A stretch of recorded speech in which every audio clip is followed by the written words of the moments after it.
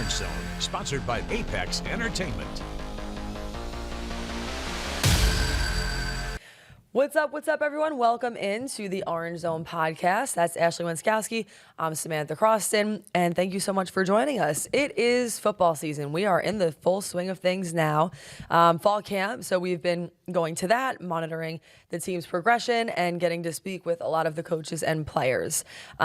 Should mention that this podcast is sponsored by Apex Entertainment. Thank you for being our sponsor, and be sure to like, comment, and subscribe. This episode there's going to be some general takeaways. It's also going to be discussing the quarterback battle because we're ready to get into some position previews. To start, though, we're just going to give you a couple of the takeaways that we've found and observed over the 6 or 7 practices that we've been through so far. I believe today was the 6th day. Hello, Ashley. Hello. Welcome to football season. Happy football season to all who celebrate. I think 5 or 6. I don't know. I've only been at 2, but I think it started last Thursday. Yeah, maybe 6. Yep. 5.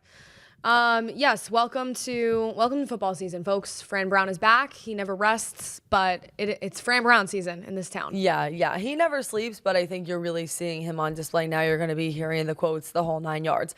And he was the first person to speak last Thursday, which obviously makes sense. I was at that press conference. I mean, I'll tell you what I observed, which was quite honestly a calmer version of Fran Brown. I felt like you could see a little bit of the maturation from year 1 to now, even in the sense of, and I'm not saying that he's not going to be this kind of guy this time around, but last year, you know how there'd be an instance where he would perhaps take something out of context and all of a sudden there's a snake in the garden. Right. It wasn't that kind of vibe. You got to cut the head off the snake. God, that was my favorite one. I know. I laugh at that for hours. If you know, you know. I know. And honestly, a lot of those were I think, partially, in jest and whatnot. But there were times where he really would seriously be saying things if he felt like somebody was coming at him. And I just didn't get that energy this time around. One big thing that he's been saying, actually for the past few weeks, dating back to ACC Media Day, is that he wants to listen more. I get the sense that he is sort of okay at this point with loosening his control on certain things. That's really what I observed. He was kind of saying, hey, in some of these, in situations that may come up in game, I'm the head coach and I recognize that now. I have somebody who's my offensive coordinator. I have somebody who's my defensive coordinator, even down to the cornerbacks coach. I think when he reflects on some of the mistakes he feels he made in game last year, when you think back to Stanford, 4th and 9, et cetera, which he thinks about a lot, by the way, and still talks about a lot. I think he thinks that maybe he was accidentally dialed in on one position group, or maybe wasn't giving away responsibilities to his staff that he really ultimately does trust. So that's the vibe I got, is that he's trying to trust his staff more, which is pretty cool to see. Yeah, I talked to today, Tuesday, Elijah Robinson, obviously the defensive coordinator, who not only is entering his 2nd year here at Syracuse, but has known Fran Brown pretty much as long as anybody has known Fran Brown from Camden. And I asked him, what have you seen in Fran from year 1 to year 2 in terms of growth or development as a head coach? And he actually said, I mean, I think Fran was like this, the whole way through, but basically like Fran's the first one to point the finger at himself, right? Like Robinson was saying, even something that might be my fault, say it's the 4th and 9, say it, whatever it is, Fran's going to take the blame for that. He's going to have the backs of the guys on his coaching staff, and he's never going to throw any of us under the bus. And he was basically saying how, that allows them to feel comfortable as a coaching staff, right? That they know the head coach has their back all the time. So not surprising to hear, but just an interesting answer to that question. No, it really is. And in a way, to your point, it's not surprising to hear that. And I think, honestly, Fran Brown stepped off that plane day 1 being that kind of guy. But I think when he's talking about listening more and all of that, that's something where I really do feel like that's probably a skill he had to work on. To me, he strikes me as the kind of guy who wants to have control over everything, who wants to monitor everything. And perhaps that's why he is so interested in taking accountability. But I like the idea and the thought of him giving some other people some roles and responsibilities, actually allowing them to see what they can do for him and the staff. Obviously, another thing that got brought up was this quarterback battle, which we are about to get into, but he even said interesting things on that, talking about how right now he thinks that maybe Rickie Collins has the edge, but if he was going to put it in terms of percentages, it would be Rickie Collins 51 and Steve Angeli 49. So I want everybody to understand before we get into that discussion that it really, in his eyes, is that close. Yeah. It was interesting to hear both from him and from Jeff Nixon, the offensive coordinator. Nixon described it yesterday as a, quote, true battle. Nobody's ahead right now. But he did say two things that stuck out to me on both of them that were interesting. He said Steve Angeli has more of that veteran presence, right? He did play a bit at Notre Dame. No one's disputing that. He has more in-game experience than Rickie Collins, even if it's not much. But then he said Collins is really talented. I think they really like the upside of Collins. I think Collins, whether it's his arm, whether it's, his ability to kind of move and escape the pocket, they like some attributes that they've seen from Collins. So I wouldn't be surprised if this goes all the way down to the wire. We can get into a little bit of it more. But today, there was actually a portion of practice that was closed. It was open to the media, but it was closed to our cameras. We weren't allowed to film it. We were allowed to talk about what we saw, obviously, or we wouldn't be there. And it was 11 on 11. Today was also the ACC Network's day at Syracuse. They kind of travel around the country and do a day at each school. And so they were filming a bit more. And all this to say is the 11 on 11 period that was closed to cameras, Steve Angeli was running with the ones. Now, you can take that how you want. Rickie Collins on Monday sort of did the same thing, but they were switching off a little more. From what I saw with my own eyes today, Steve Angeli was running with the ones not only in the 11 on 11, but then in the following drills that the quarterbacks were doing. Handoffs with the running backs, passes to the receivers. Angeli was going first with some of the guys that you presume to be the starters, right? Yasin Willis at running back, a guy like Jonte Cook out there at wide receiver. So it wasn't hard for us to gather immediately, okay, put your cameras down. Angeli's the one walking out there. Angeli also the one who had a GoPro on his head today, which we know the ACC Network, we saw that with Kyle McCord last year, kind of does like the QB point of view stuff. So I completely don't think that they've, swung either way since you spoke to Fran the other day, since Jeff Nixon said it's a true battle. It just was an interesting observation nonetheless. Honestly, in my personal opinion, I think this is going to be a really hard decision for this coaching staff, right? Because Angeli, like Nixon said, does have a little bit more experience. He was at Notre Dame. He was Riley Leonard's backup. He played in games. He played in a college football playoff game. He's seen a few things. And he probably wouldn't transfer to Syracuse unless he thought that there was a shot of him being the starting guy. Definitely. Collins, on the other hand, I think they like the upside there. I think they like maybe the raw talent even a little bit more than Angeli. I guess it's just picking which way you're going to go there. A little bit more of the steady hand, the veteran guy, or if you're going to go with an unproven guy like Collins who, didn't really see any time at LSU and would be more of a wild card. And you could sit here and say that, well, maybe, or at least in a different era, you probably could say maybe they could do both because Collins is also a little bit younger. He has a little more eligibility. But you see Ashley already shaking her head because we know how things go in this day and age.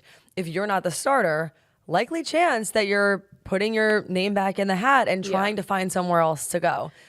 Here's the thing. I don't think it's a bad thing for them to have both of these two guys on the roster throughout the fall. We saw Kyle McCord complete a full season last year at quarterback for Syracuse. When's the last time that happened before that? Right. Eric Dungy, I think it'd been a long time, right? College football guys get hurt. That's just the nature of the game. Yep. So there's a chance that, say, Angeli's named the starter and he's, down in week 3, and then you have Collins, and you feel good about that. At the same time, this is just me, the fan speaking, I hope they don't do one of those like quarterback by committee situations. I hope it's not like a, game in and game out. You don't know who's going out there. To me, that seems like a bad plan because you felt like McCord last year, it was McCord's team. You knew that. He obviously earned that spot transferring here, and that was obvious. But I feel like there needs to be some continuity there, right? To me, to just do that, and I have no reason to believe that. I'm just speculating right now. But if they were to do something sort of by committee or use them both in ways that just feels like it gets messy, right? It feels like everybody's looking around the room and doesn't really know who to look at. And that, to me, feels like it could be problematic. I don't know. Maybe people disagree with me. That's just how I feel. No, I get it. I think even for the locker room, it's just got to be a weird feeling to not know who the starting quarterback is going to be because, like you said, quarterback, that is the leader. Yeah. That is truly the extension of the head coach. You know, it's the arm if the head coach is the head. Like, it is a very, very important position on and off the field. And I think, listen, if you want to say, I've been talking to people all week about this. You know, even Bruce Williams, who right now is one of the assistant coaches at CBA. Formerly, he played as a safety and also, I believe, wide receiver on Syracuse football. He was in multiple position battles throughout his time being on the team, so spoke with him about that. And he said that he's even seen situations where for the first game or second game, the quarterbacks are still trying to figure it out. He said the only pro in that situation is that you are getting to see, like, let's say they went with a guy like Rickie Collins. Now you're getting to see how he's handling the pressure in a really big time situation, because as you and I both well know, that first game is really important. It's against Tennessee. It's at a neutral site.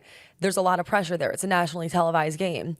In a way, maybe you see what your quarterbacks are made of when the lights are bright.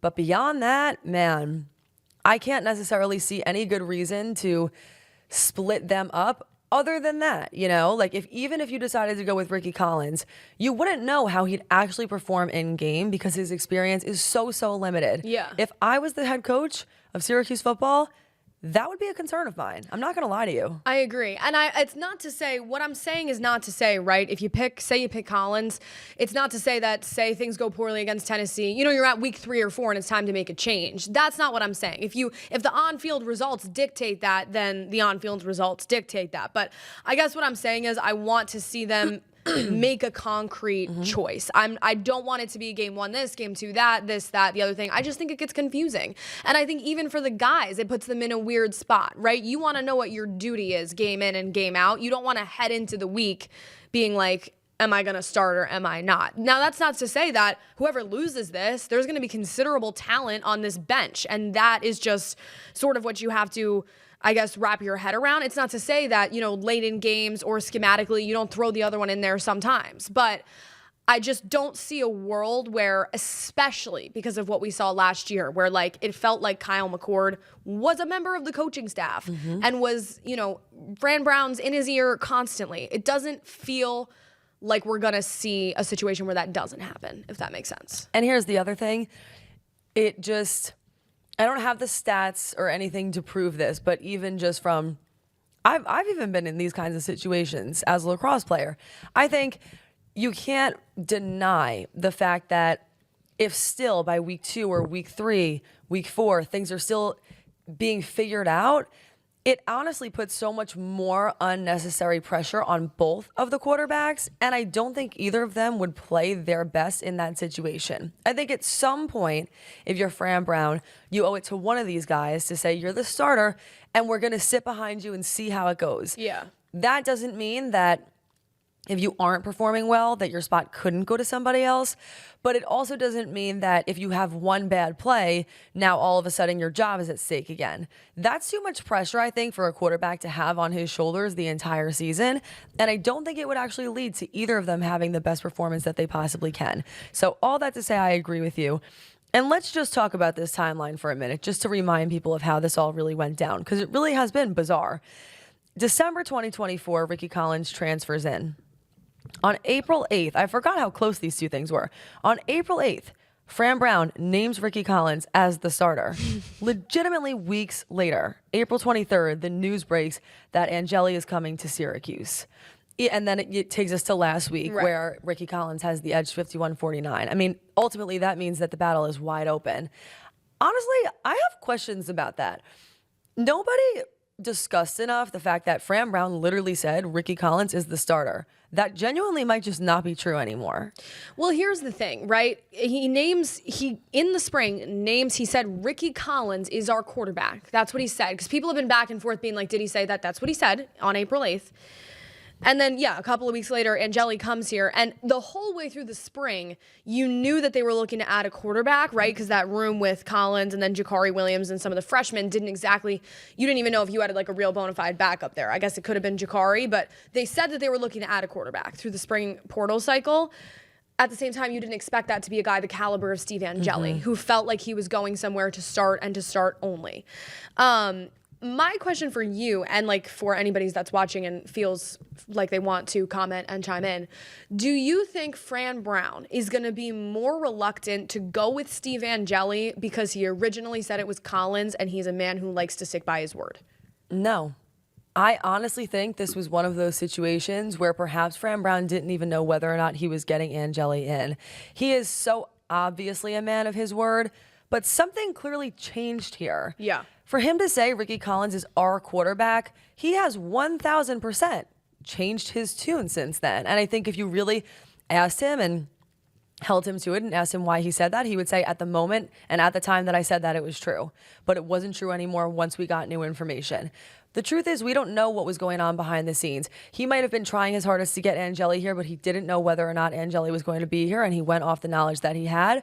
But I don't think he would let him being a man of his word, that's not going to get in the way of him choosing the best quarterback for this team.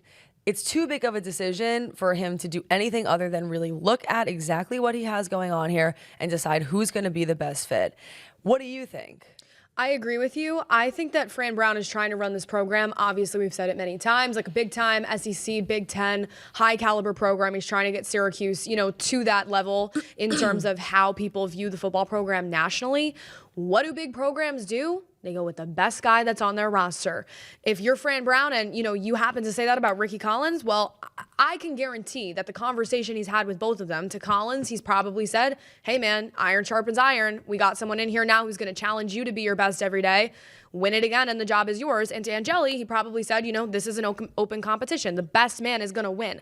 Big programs, good programs go by that mantra of we are going to pick the best player who's going to give our team the best chance to win.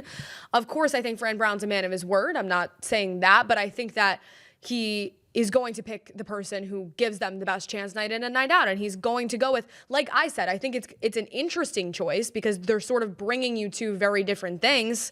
But I think he's going to go with, in a week or two, after they have a couple scrimmages, the guy he thinks gives them the best shot. My prediction, just out there, I don't have any information on this. I'm just putting it on the record. I think it's going to be Angeli. You do think that? Yeah. I almost was going to have us do a 3-2-1 there because all of a sudden, just today for the first time, I had that same thought. And I'd like to hear your why on that. But I also want to just remind people fast as well, before we kind of explain those predictions, where these men have been, what they have been through, and how they ended up at Syracuse. When Ashley says that for Rickie Collins, some of the strengths are that he's athletic, he could potentially be a dual threat quarterback, but his weakness is that he's inexperienced, this is what she means. Rickie Collins transferred here in December of 2024. He spent 2 seasons at LSU. The bottom line is, on the website, this is what it says about his entire college career so far. He saw action in 4 games for the Tigers as the team's backup quarterback, 7 of 7 passing for 38 yards, and has 7 carries for 37 yards. That is not much, y'all. No. It's just not. Not much. Now, again, okay, another pro to him being at LSU. He sat behind and learned from guys like Jaden Daniels and Garrett Nussmeier, and Jaden Daniels is on the record saying that he thinks Collins is very talented, so can't overlook that. No, most certainly not. In 2024, he appeared in 3 games. 2023 appeared in 1 game. And in high school, I'll have you know, he was rated as one of the top 10 players in the state of Louisiana and a top 250 prospect nationally. I mean, this is a guy who at all levels has certainly seen success, been successful, and has a lot of, I guess, juice behind him in the fact that there are people who have already proven themselves who say, hey, this guy is great, and they give their recommendation to him. At the same time, all of those words just can't pay the bills. Like, he has to be able to prove himself, and unfortunately, he'll only get that chance if he gets that chance. Angeli comes in with the experience, which brings me to the other side of this. Angeli has played in 21 games for the Fighting Irish, including appearances in both the national semifinals and championship game of the college football playoff. He's completed 58 of 80 of his passes, which is around 72%, for 772 yards and 10 touchdowns at Notre Dame while throwing just 1 interception. Again, doesn't mean that he is better or worse, but I think that the way that you describe this is spot on. I think if you really looked at these 2 quarterbacks, just from what we've seen so far, it really does have that feel like Collins, his ceiling is probably higher. He probably is the more athletic quarterback. I love the idea of having a quarterback that's dual threat, that can run, that can throw. But Steve Angeli and that experience is going to go a long way, because it's not just a matter of snaps or passes thrown or yards that he has run. It's a matter of he has played in the most high pressure situations that college football has to offer, and he succeeded. Yeah, I mean, you can't argue with, right? He's seen time in the national championship game. He's seen time in the national semifinals. Honestly, 21 games here. I hadn't seen it quantified before. That's even more appearances than I thought he had for Notre Dame. Now, Notre Dame fans, there's another side to this. There's a reason why Steve Angeli left Notre Dame, and it was because there's a guy there, CJ Carr, or however that's shaping out right now. They didn't expect him to win the job this year. He didn't expect to win the job at Notre Dame, so he left. You have to take that into consideration too, right? He's been a backup for a while. Riley Leonard leaves. He goes to the NFL, and it was apparent at Notre Dame that they were not going to pick Angeli. So there's two sides to that story. Why is that exactly? You could dive into that. What exactly is holding him back there from being the starter? But I don't disagree with you that the experience is certainly, I think, desirable if you're Syracuse. Is it enough reason to pick him? I don't know. If you go out there for the next 2 weeks and you see that Collins is more talented, I don't know what you do in that situation, right? Because it doesn't feel like you lose either way, but I think you're taking more of a flyer on Collins for sure. A flyer, sleeper pick. No, it's so funny that you say that, because that's how I feel too. I think that Collins is probably the risky choice, but that doesn't actually mean that it's a bad one, you know? Yeah. And again, another thing I think that is honestly worth thinking about is something we haven't discussed yet, which is that Collins has 3 years of eligibility remaining. Steve Angeli has 2. If I'm a coach, that is also something that I'm thinking about. Let's just say that Collins does have the higher ceiling, and you also potentially could keep him for longer. Doesn't that matter too? I'm not saying it would work out that way, but just to know that. I'm not saying that's enough to make a decision. It certainly is not. But it's just something that I would be thinking about, if I'm being honest. Yeah, I think either of these guys, I'm sure they both have NFL aspirations, would obviously enter their name into the draft after their time at Syracuse. I think either of them would really need 2 years to kind of solidify themselves. Do I think Collins would stay for 3? Maybe, if he felt he had to. Do I think say Angeli's named the starter and he goes out there and has a bona fide top season in the ACC, could he go after this year? Maybe, if he felt like it was the time. So that's just all kind of speculation, but I think both guys would need a good solid 2 years in terms of their NFL draft stock. And understand something too, truly with either of these guys, it is one injury away from the other guy getting a shot anyway. Yeah. Or who knows, so many different things can happen that I think if you aren't named the guy here, you're still in it in some way. You know, Yeah. I certainly wouldn't, I don't know, if I was the guy who didn't get chosen in this situation, I would want to see this entire year through, see how things go, be there, be ready, be available. But man, I guess the bottom line of this episode is that is a really tough choice to make. It really is. It's 2 completely different style players and just 2 different kinds of guys, you know? Yeah, Syracuse is scheduled to have their first scrimmage this weekend. All the coaches, all the coordinators have been telling us that they expect to know more after that scrimmage. So I'm interested to see when this announcement comes too, right? It's August 5th. I mean, first game is August 30th against Tennessee in Atlanta. Like, I think we're seeing an announcement here maybe as soon as late next week. And I actually do not think that. I think that this announcement is coming the week before game day. I hope that I'm wrong, but I feel like it might take that long for Fran Brown to be sure. We'll see. Any other final thoughts that you have? Or you know what? Actually, one other thing. You mentioned that you think Steve Angeli is going to start. Why do you think that? For the reasons that we've sort of said. I think he has the experience. I think he has that sort of veteran presence, leadership role. I think the coaches probably have a more confidence in relying on like what he's seeing, what he's telling them about the receivers, sort of his view of the offense, because he has seen a few things, right? We said it, played the national championship game, played in 21 games for Notre Dame. I don't know. I just think he has that leadership presence that, whether this is right or wrong, Steve Angeli exudes future Kyle McCord to me. Interesting. A little Kyle McCord bias. Okay. No, it's definitely possible. Yeah, I am still honestly torn, so I think this is my prediction for now, but I'm not going to say that it couldn't change. Otherwise, thank you all so much for joining us. We will be back here next week with more. Continue to follow along as we continue with our position previews and other takeaways from camp. We will see you back here next week.